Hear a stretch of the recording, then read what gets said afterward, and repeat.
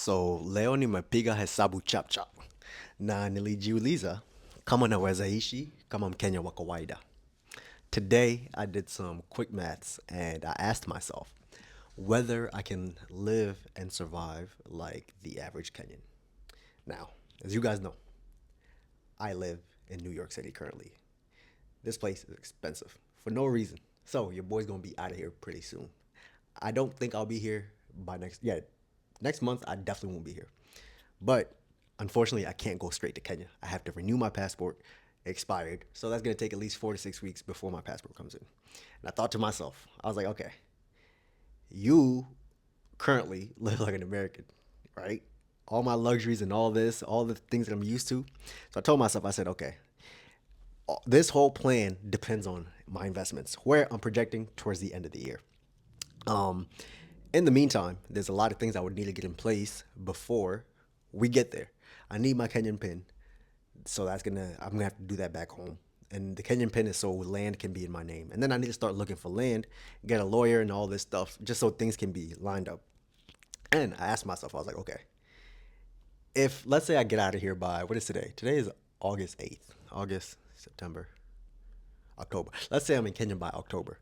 I would have October, November, and December. I'm projecting by December, I would have cashed out and I'll know where my account is, right? So I'm like, within those 3 months, can I actually live like the average Kenyan? And the reason this is important is because if I don't hit my target of what I want to make in my investments, I'm still going forward with my plan.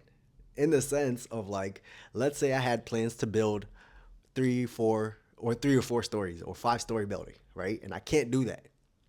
Let's say I can only build up to 1 story because building in Kenya is so expensive.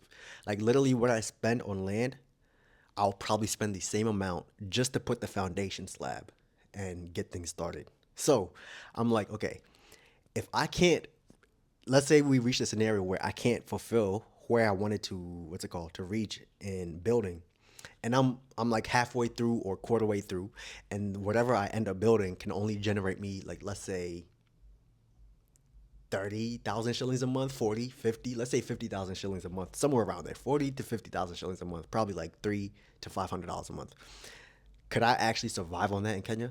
Even though that wasn't my target was to have the real estate generating way more. But if we don't reach that, would I be on a flight back to the US to, make some more money and finish building? Or could I actually stay in Kenya and survive off of wherever I reach? This is it's scary because I'm so used to my luxuries. I'm so used to my lifestyle here, and ever since I left my job, I started realizing how much money I waste for no reason. Like you don't realize your expenditure and how ridiculous it is at times until your constant income is gone. So as we figure life out right now, I'm like, let's say the average Kenyan brings in, who knows, 20,000, maybe 30,000 shillings. I don't know what the average income is, but let's say that's it. And I know there's a lot of people who earn way less and live on way less than that. But to me, that's a low number compared to my lifestyle here. So, would I would I reach a point trying to live off of $400 a month to where I'm just like, yeah, I'm done. I'm going back to the U.S. Or is it actually feasible? I think about things like here in the U.S. I don't cook as much. I definitely should cook a lot more. But when I get to Kenya, if I don't have my income where I need it to be from whatever I end up building and wherever I can reach, I don't want to bail. I don't want to bail. Like you guys should understand. I'm mentally on this path. I am mentally here. I am mentally here. Coming back to the US is like a last resort if I have to. But like I said, at the end of the day, everything depends on the investments. If my investments don't get me to where I want in the building process, then I'm gonna have to stop where I'm at and move forward, or who knows. But it's honestly like it's eye opening because I'm like, okay, there's millions of Kenyans who survive on less than that in a month. Realistically, there's Kenyans who are living on like $100 a month, less than that. There's Kenyans who live on like $50 a month, but I'm not gonna go to Kenya to live on 5,000 shillings. Heck no, heck no. But realistically, I'm like 30,000, 40, 50,000 shillings is not little. Like there's places you can rent a house for like 15,000 shillings or 20,000 shillings.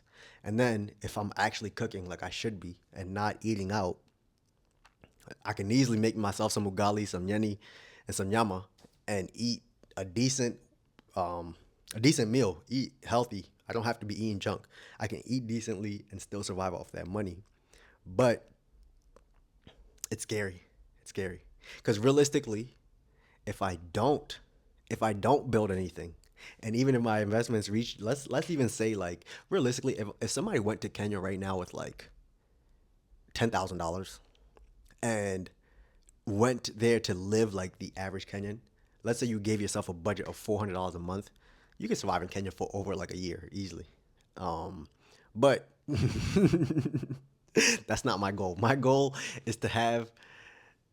Oh man, I don't even know. I don't. I never. I haven't even thought about this. I really haven't thought that deep into this, in the sense of like, what would be a comfortable wage?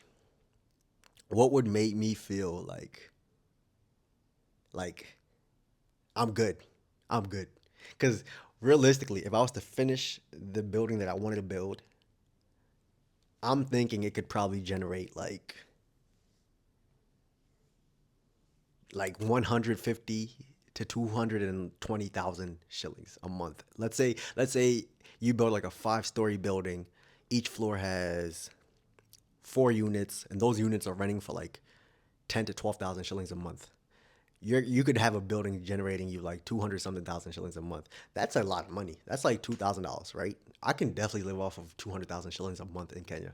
But like I said, if we can't build the full thing because of how expensive it is to build in Kenya, I might literally end up spending the same amount on land on the foundation. Like let's say you find a good piece of land for like 2.5 million shillings, but you're trying to build a 5-story building. Trust me, that foundation is going to be minimum, a minimum of another 2 million shillings.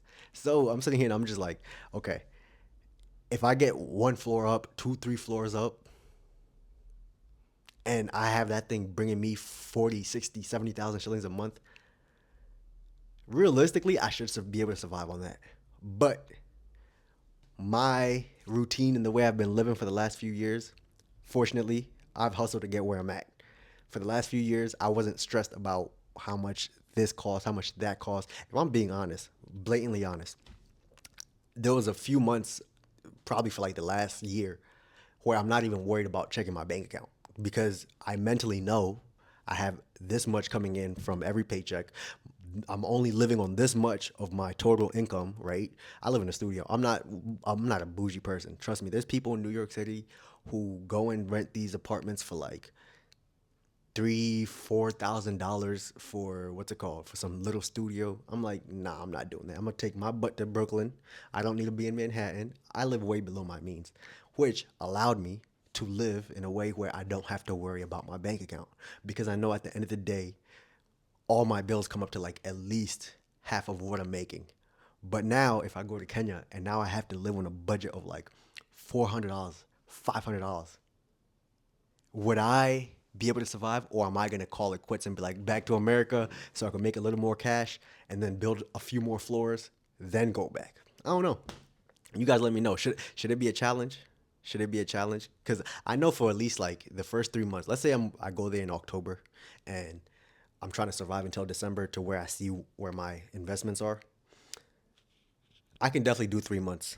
But can I do a year in Kenya living on $300 a month? I should be able to, but it would be so stretching because it's a whole new perspective coming from the way I've been living to go to $300 a month. I'm like, I would love to try it just for the stretching, just for the learning experience.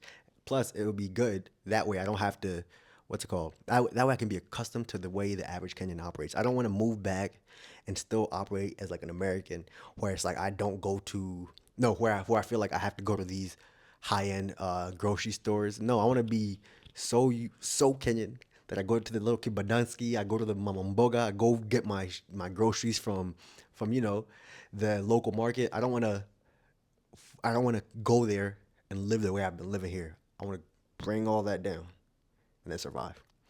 Let me know in the comment section. Do you think Jimmy can survive off of like $300 to $500 a month? I think I can. I know I can. But at what point will I be like, nah, this ain't it, and come back? I don't know. I should go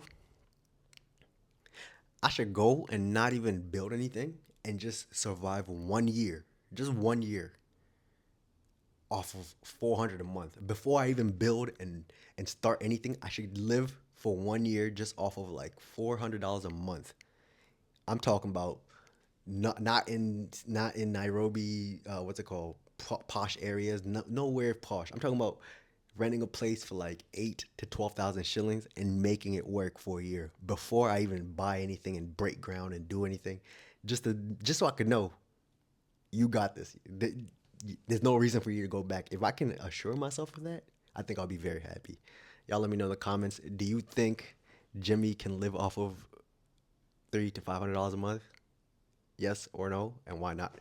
That's the end of the video. I love y'all, and I'll see y'all on the next one. Bye.